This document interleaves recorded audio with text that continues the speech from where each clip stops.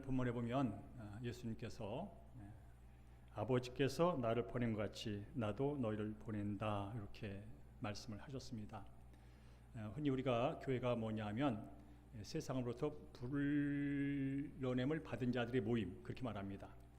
교회가 뭐냐면 세상으로부터 불러냄을 받은 사람들의 모임, 에클레시아 그렇게 말을 하는데 오늘 여기서 한 가지 교회의 정의가 더 등장을 합니다. 예수님께서는 교회란 세상에서 불러냄을 받았을 뿐 아니라 동시에 보냄을 받은 공동체라는 정의가 여기에 발생이 되는 거죠.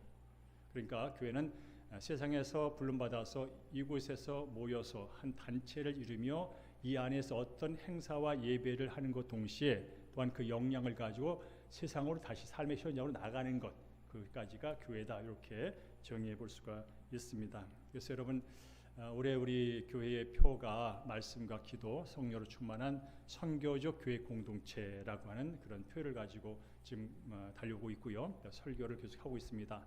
말씀이 기본이 되고 기도를 통해 삶과 교제가 깊어지고 무엇보다 성령의 다스림 안에 놓여 있을 때 우리는 이제 교회로서의 삶을 살게 되는데 그것을 선교적 교회 공동체라는 말을 우리가 함께 이제 표로 삼았습니다.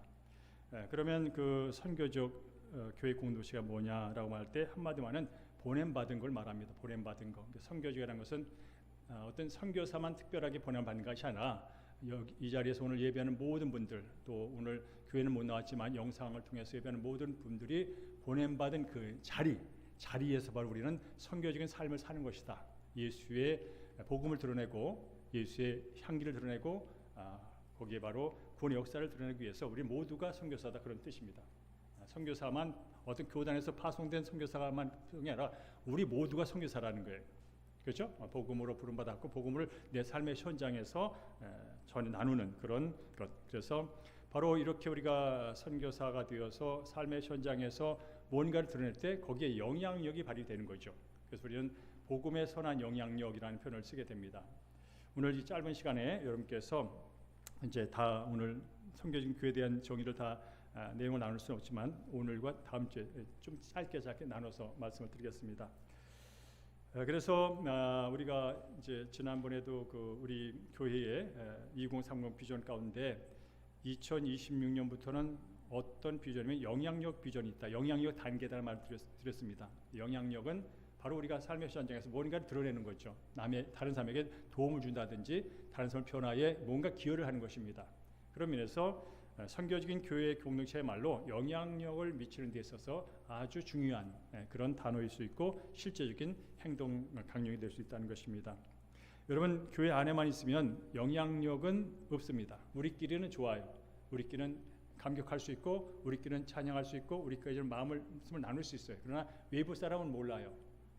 그러나 우리가 이제 이 감격을 가지고 이 은혜를 가지고 내 삶의 현장 그것이 가정이든 학교든 직장이든 사업이든 친구 몸이든 어디 가서 이제 영향을 발휘하려면 우리가 보냄받은 자도 거기서 가야 된다는 거죠. 사실 우리는 날마다 가고 있어요. 근데 가고 있는데 내가 이 자리에 왜 있는지를 우리가 생각해 본다면 내가 가정의 아빠로 엄마로 회사의 어떤 사장으로 부장으로 직원으로 학교의 학생으로 있다는 것은 어떤 단순한 어떤 그런 외형적인 정체성에 머무는 것이 아니라 예수 그리스도를 믿고 구원받은 자로서 선교사로서 내가 이 가정의 아버지며 선교사로서 이 가정의 어머니며 선교사로서 이 직장의 직원이며 선교사로서 이 학교의 학생이야라는 그런 마음을 갖고 우리가 말하고 태도하고 뭔가 할 때 거기에 선한 복음의 영향력이 이루어진다는 것이죠. 그러면서 따라하실까요? 선한 영향력은 보냄에서 시작됩니다. 여러분 오늘도 이제 예배를 드리고 있는데 어떤 마음으로 예배를 드리고 계십니까? 사실 우리는 살면서 나도 모르게 그런 상황에 그런 태도에 머물 때가 있습니다. 뭐냐면 소비자 모드. 오늘 이 교회가 나에게 뭘 해주지? 오늘 이 설교가 나의 기분을 얼마나 기쁘게 해주지? 계속 소비자 모드로 우리는 교회를 다니고 예배에 참여할 수 있다는 거예요. 이 교회가 우리 가정에게 우리 자녀에게 뭘 해주지? 오늘 예배가 오늘 설교가 나의 이 우울한 기분을 어떻게 올려줄 거지? 이 답답한 마음을 얼마나 기쁘게 해줄 거지? 그렇게 소비자 모드로 예배를 드리는 분이 그런 삶이, 신앙생활이 우리 삶 가운데 내재해 있다는 거예요. 왜냐하면 우리는 워낙 원스톱 서비스에 익숙해 있습니다.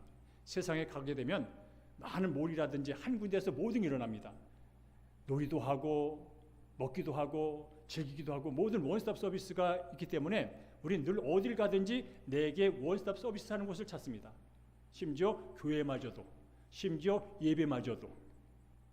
그래서 이제 가서 마음에 안 들면 바로 바꿔버립니다. 마음에 안 들면 바로 바꿔버려요. 교회도 바로 바꿔버려요. 예배도 바로 바꿔버려요. 설교도 바로 바꿔버려요. 그래서 우리는 사냥꾼이 되어버립니다.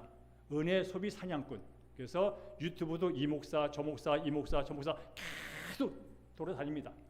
교회도 이 교회 저교회 계속 돌아다닙니다. 왜? 만족하려고. 소비자 모드로 내가 신앙생활에 전환돼 버렸어요. 그런 것들. 그런데 성경 말합니다. 예배는, 교회는 너를 만족시키기 위해서 존재하는 게 아니야. 너의 기분을 업시키기 위해서 존재하는 게 아니야.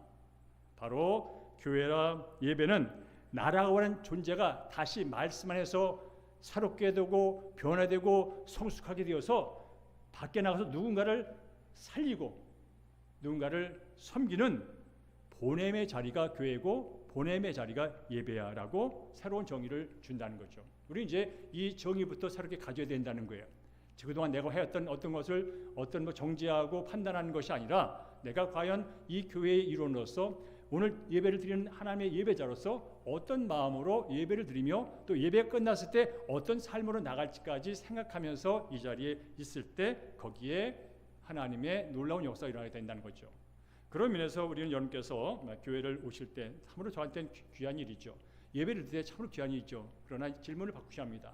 오늘 예배가, 오늘 설교가 나를 얼마나 만족시킬까라는 질문을 이제 내려놓으셔도 됩니다. 대신에 하나님, 오늘 예배를 통해서 하나님께서 내게 어떤 변화를 주시고 어떤 새로움을 깨닫게 하시고 어떤 결단을 하게 만드셔서 어디로 보내시려고 오늘 예배자로 저를 부르셨습니까? 라고 질문 바꾸셔야 돼요. 그래야 진정으로 예배가 예배되어질 수 있고 예배의 후의 삶이 이어질 수가 있는 거예요. 그러나 이 질문이 아닌 오늘 내가 뭘 만족할까라는 질문에 머물러 있으면 이 자리에서 만족할 수도 있고 안 할 수 있어요. 근데 중요한 건 예배 후의 삶이 없다는 거예요. 예배 후의 삶이 없다는 거예요. 또 다른 예배를 찾을 뿐이라는 거죠. 다음 주에는 이 교회 가볼까? 다음 주에는 저 목사 설교 들어볼까? 그렇게 계속해서 사냥 소비자로 남을 수 있다는 것이죠. 여러분, 이 시간 이 자리 저와 여러분을 하나님께서 부르신 목적은 우리로 하여금 구원의 기쁨 속에서 하나님과 친밀한 교제를 갖는 동시에 이 세상 누군가에게 다가가서 하나님의 말씀을 전하고 하나님의 사람으로 살리는 그 역할을 감당하도록 부르셨고 보내시는 줄로 믿습니다. 그러면서 여러분 따라할까요? 내가 사는 세상은 내가 섬겨야 할 사명의 현장이다라는 거예요. 우리 이 세상은 복합적인 의미 있어요. 내가 사는 도시, 내가 사는 학교, 내가 사는 직장, 내가 사는 가정, 그런 게 다 포함된 거예요. 바로 내가 이 세상에 사는 그것, 바로 내가 오고 가면서 만나는 모든 관계는 내가 하나님의 사랑을 나누고 복음을 전할 사명의 현장이다라는 마음, 이게 선교적인 마인드예요. 이게 선교적인 마인드예요. 태국을 가야만, 아프리카를 가야만, 아메리카를 가야만이 아니라 바로 내가 가는 모든 삶의 영역이 바로 주 예수 그리스도의 생명을 드러내고 떠났던 자들이 주께 돌아오는 그 일에 내가 쓰임받는 보냄을 받은 자리다라고 하는 생각의 마인드를 바꾸는 것부터 중요하다는 말씀을 드립니다. 여러분 아시는 것처럼 지금 이 세상은 특히 도시의 삶이라는 것은 늘 피곤합니다. 도시에 산다는 피곤한 일이에요. 엄청 빨라요. 계속 우리에게 말합니다. 너가 누군지를 증명하라는 거예요. 성적으로 증명하라는 거예요. 업적으로 증명하라는 거예요. 성과로 증명하라는 거예요. 증명이 되면 이곳에 너는 계속 인정을 받고 있을 것이고 증명이 안 되면 너는 빨리 떠나야 된다는 거예요. 그런 굴레 속에서 우리가 한 날 한 날 살고 있어요. 그래도 말합니다. 그러기 위해서 네가 앞서야 된다는 거예요. 네가 앞서야 된다는 거예요. 앞서기 위해서는 더 해야 된다는 거예요. 그리고 더 나가서 궁극적으로 네가 많이 가져야 된다는 거예요. 결국 너를 안전하게 만드는 건 네가 많이 가져야 되는 거야. 네가 안전한 것은 더 많이 받고 더 높이 가야 되는 거라는 그 압박 속에서 한 날 한 날 아이부터 모든 사람이 살아가고 있다는 것이죠. 그래서 우리는 이렇게 말합니다. 나는 여전히 부족해. 난 여전히 약해. 하는 그런 생각과 그런 음성이 날마다 우리 귓가에 떠나질 않습니다. 혹시 여러분 지난주 살면서 나는 부족해, 나는 없어, 나는 약해 그 소리 때문에 힘드신 분은 없으셨는지요? 그러나 이런 도식의 삶 가운데 성경은 말합니다. 너는 결코 약하지 않아. 너는 결코 부족하지 않아. 천지 만물의 창조주신 모든 것의 주인이시고 주권자이신 하나님이 너와 함께하고 계셔. 외형적으로 볼 때, 마음적으로 볼 때 부족해 보여도 너가 진정으로 어디에 있는지, 어디에 속했는지, 누구의 것인지를 진정한다면 넌 그렇게 부족함만 갖고 힘들어할 게 아니야. 약함만 갖고 남과 비교하면서 그렇게 우울에 빠져 있을 건 아니야 라고 성경은 계속 말하는 거예요. 그런 동시에 너는 하나님께 부름받은 하나님의 백성일 뿐 아니라 하나님의 세상으로 오늘도 이것 때문에 힘들고 저것 때문에 피곤하고 저것 때문에 짜증나고 저것 때문에 분노하고 저것 때문에 살만 안 난다는 사람들에게 가서 그래도 살만해, 그래도 살 길이 있어 라고 생명과 소망과 희망을 전해주는 그런 하나님 나라의 대사로서 부름받았고 파송받은 사람이야. 결국적으로 나는 너와 함께하고 있어라는 그 메시지가 그래서 성경을 통해서 강단을 통해서 우리에게 전달되고 있다는 것이죠. 여러분 그렇습니다. 이 자리에 있는 저와 여러분은 하나님께서 죄와 경쟁으로 피곤한 이 도심에 찌든 사람들에게, 이웃들에게, 친구들에게, 상사들에게, 후배들에게, 친구들에게 복음을 통하여 살려내라고, 살 길이 있다고 생명을 전하는 선교사로 여러분 한 분 한 분을 파송하는 줄로 믿습니다. 특별히 이제 이렇게 제가 말씀드리면 그래도 선교는 힘들어요. 그래도 복음을 전하는 건 힘들어요. 좀 쉬운 방법이 없을까요? 목사님 좀 쉬운 방법 없을까요? 또 그런 질문을 하게 되죠. 맞습니다. 사실 선교라는 것은 거창해 보면 거창하지만 또 쉽게 보면 쉽게 할 수 있는 게 또 선교이기도 합니다. 그러면서 저는 예수님이 이 땅에 오셔서 어떻게 했는지를 모델을 나누고 오늘 설교를 마치겠습니다. 예수님이 어떤 방식으로 선교했는지를 이 시간 세 가지를 압축해서 말씀드리겠습니다. 따라할까요? 말보다 존재로 가까이 가는 것. 우리 이걸 성육신적 현존이니 성육신적 선교라고 말을 합니다. 여러분 아시는 것처럼 예수님이 어디 계셨냐면요, 하늘 보좌에 계신 하나님이세요. 근데 그분이 뭐라고 말하면 나 전도하러 왔다는 거예요. 복음서에 보면 나 여기 전도하러 왔어. 어디 왔어요? 죄와 죽음으로 관영한 이 땅에 오셨다고요. 굳이 안 오셔도 될 분이 이 땅에 그 아름다운 영광의 보좌를 버리시고 이곳에 죄와 죽음이 난무하는 이곳에 직접 들어오셨다는 거예요. 가까이 오셨다는 거예요. 그래서 선교는 뭐냐면요, 어떤 설득의 기술 이전에 먼저 그 자리에 가까이 가는 게 선교예요. 일단 가까이 가는 거예요. 힘들고 지치고 화나고 아프고 고통과 고난과 큰 문제 앞에서 힘들어하는 그 누군가에게 가까이 다가가 주는 거예요. 이게 선교의 시작이라는 거예요. 여러분 지금 앞서 말했지만 요즘 사람은 참으로 바쁩니다. 내일 하기도 바쁩니다. 그런데 내일을 잠시 내려놓고 누군가에게 다가갈 수 있는 것, 쉬운 일은 아닙니다. 그러나 우리가 생명을 살리는 일이라면 먼저 가까이 가는 일부터 하면 된다는 거죠. 예를 들면 이런 거요. 어떤 집사님 얘기를 제가 들은 적이 있습니다.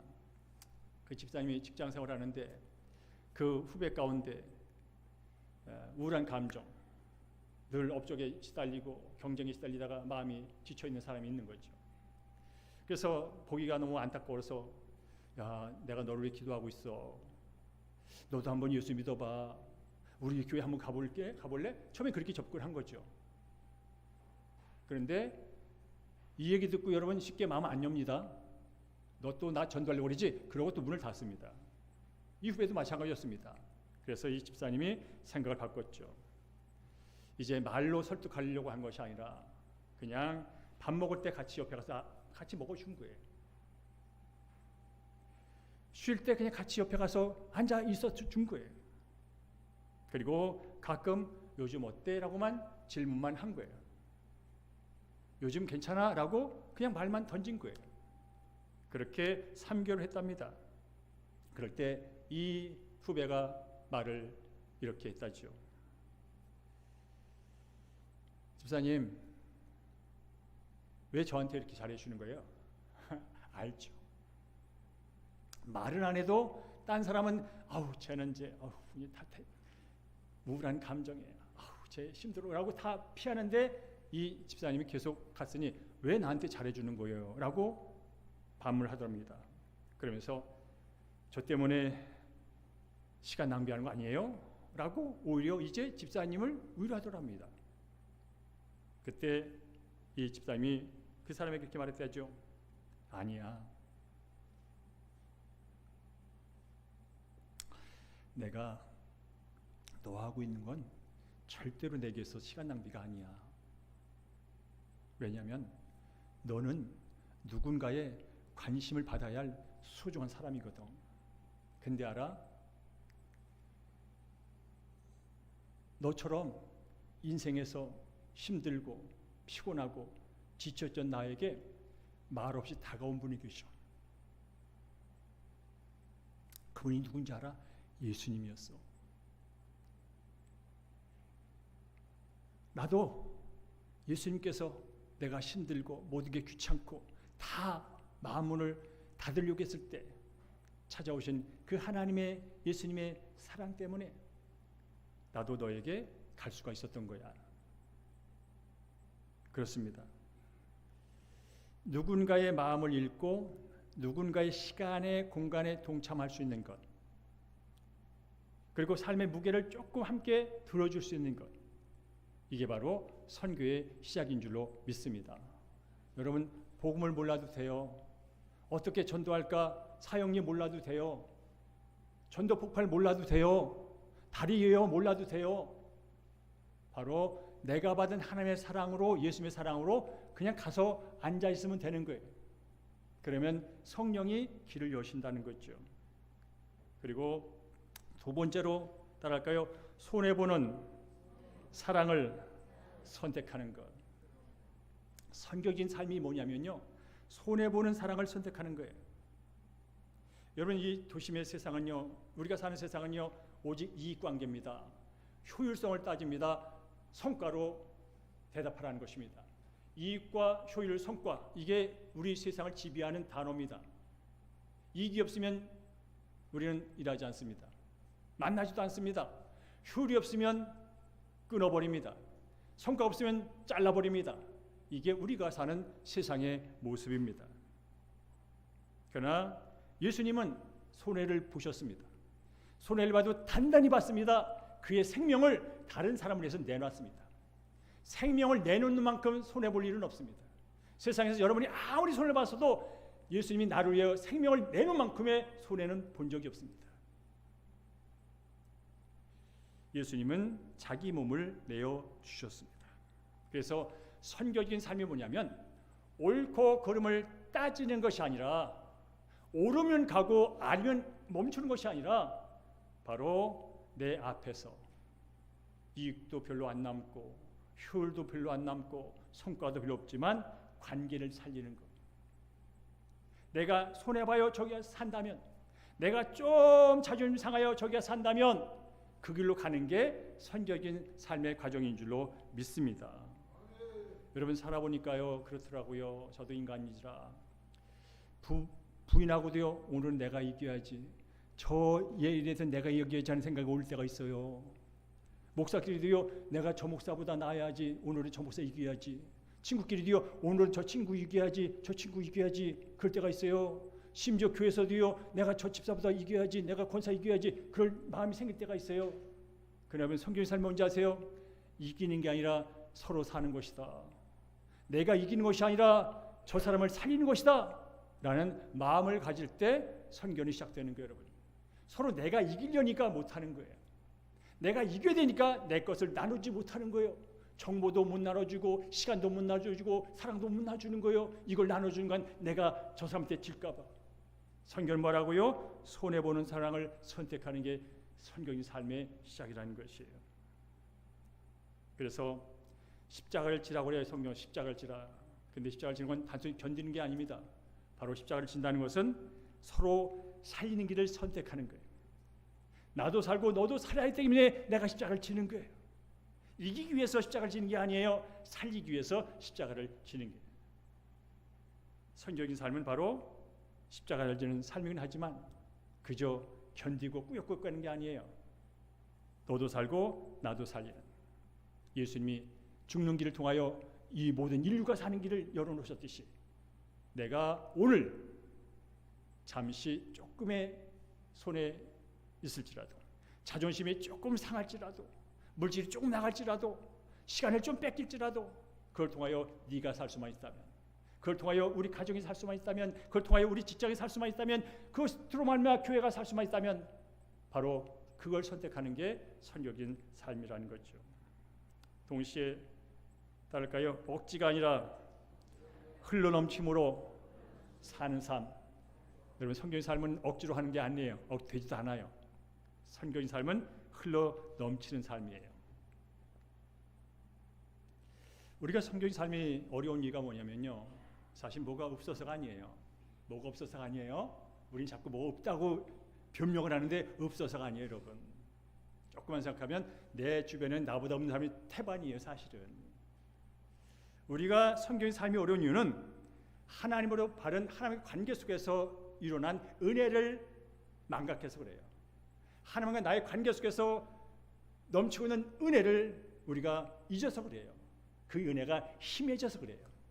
여러분 안에서 나는 사랑받는 자야, 나는 사랑받은 자야, 나는 은혜 받은 자야, 나는 은혜 받는 자야, 모든 게 은혜야 라는 마음이 내 안에서 살아서 그것이 선명하다면 받은 은혜 흘려내는데 그렇게 인색하지 않습니다. 왜? 이게 다 거저받은 건데 뭐. 내가 열심히 노력한 것도 하나님의 은혜인데 뭐. 어쨌든 노력하여 내 은행의 창고가 높아진 것도 은혜인데 뭐. 그래서 내가 하나님으로부터 사랑받았고 예수의 보혈의 능력으로 구원받았다는 그 믿음의 확신이 선명하면 선명할수록 사랑이 흘러가는 그 통로는, 사랑이 흘러가는 여유는 더욱더 선명해진 줄로 믿습니다. 따라서 선교는 의무가 아니라 은혜의 열매입니다. 아멘. 오늘도 우리 단교성팀이 고백을 했잖아요. 의무로 갔다면 이런 고백 안 나옵니다. 의무 갔으면요, 아우 갔더니 뭐 어떤 상황을 얘기할 겁니다. 아우 힘들었어요라고 힘듦을 더 얘기할 것입니다. 그러나 의무가 아니라 사랑으로 갔어요. 은혜로 갔어요. 그리하여 그들은 하나님의 그곳에서 열악한 환경 속에서 일하시는 은혜를 또 경험하고 왔어요. 그리하여 그 은혜를 또 나누고 싶다는 고백까지 이어진 것이죠. 여러분, 사도 바울도 말하잖아요. 내가 남보다 더 많이 수고했어요, 사실. 그러나 내가 남보다 더 수고할 수 있던 것은 다른 데 있지 않습니다. 옛날 같으면 율법을 지키는 열심히 했기면 나의 열심이 아니었습니다. 하나님의 은혜가 나를 남보다 더 수고하게 만들었습니다라고 그는 고백을 했습니다. 사랑하는 성도 여러분, 오늘도 우리는 하나님께서 우리에게 이렇게 물어보십니다. 너는 교회를 뭐라고 생각하느냐? 너는 예배가 뭐라고 생각하느냐? 라는 질문을 하신다는 거예요, 여러분. 내 감정을 만족시키고 내 기도 제목을 응답받는 어떤 목적에만 머물러 있다면 우리는 또 실망할 거리만 생길 겁니다. 그러나 교회가 세상에서 부름받는 동시에 세상으로 파송받는 전진기지자 출발지라고 여긴다면 우리의 생각은 또 달라집니다. 예배가 잠시 의료를 받고 잠시 쉼을 얻고 잠시 동기부여를 받는 그런 자리를 넘어서 바로 세상으로 파송되는 능력을 받는 자리다, 하나님을 경험하는 자리라고 여러분께서 그 정의를 바꾼다면 예배 후의 삶이 또 달라질 수 있다는 것이죠. 그래서 저는 이렇게 우리 사랑하는 대형교회 성도님께 권면합니다. 잘하고 계시지만 이렇게 표현을 해봤습니다. 주님, 제가 교회를 다니는 사람으로만 살지 않도록 도와주세요. 주님, 제가 예배만 드리는 사람으로 남지 않게 도와주십시오. 교회 안에서 받은 은혜를 세상의 삶의 나의 현장에서 흘려보내는 믿음의 사람이 되게 도와주십시오. 이 죄로 힘들고 성과와 효율과 이익으로 강박관념에 쪄드는 이 사람들에게 예수의 한없는 은혜와 사랑을 나눌 수 있는 그런 통로로 제가 쓰임받기를 원하오니 저를 사용하여 주시옵소서. 그런 마음을 갖고 여러분께서 하나님을 대하고 교회를 오게 되고 예배에 참여할 때 하나님께서 그 아름다운 믿음의 고백과 태도를 통해서 하나님을 확장시켜 나갈 줄로 믿습니다. 다음 한 주간도 보냄받은 자로서 여러분의 현장의 상황이 어떻든 그 자리에 함께 하신 예수님과 함께 성령의 능력으로 승리하실 주임으로 축복합니다. 그리하여 나를 통하여 가정이 살고, 그리하여 나를 통하여 남편이 살고, 나를 통하여 아내가 살고, 나를 통하여 자녀가 살고, 나를 통하여 부모가 살고, 나를 통하여 상사가 살고, 나를 통하여 후배가 살고, 나를 통하여 이 사회가 밝아지는 그런 놀라운 기적의 역사에 주인공 되시기를 주의 이름으로 축복합니다.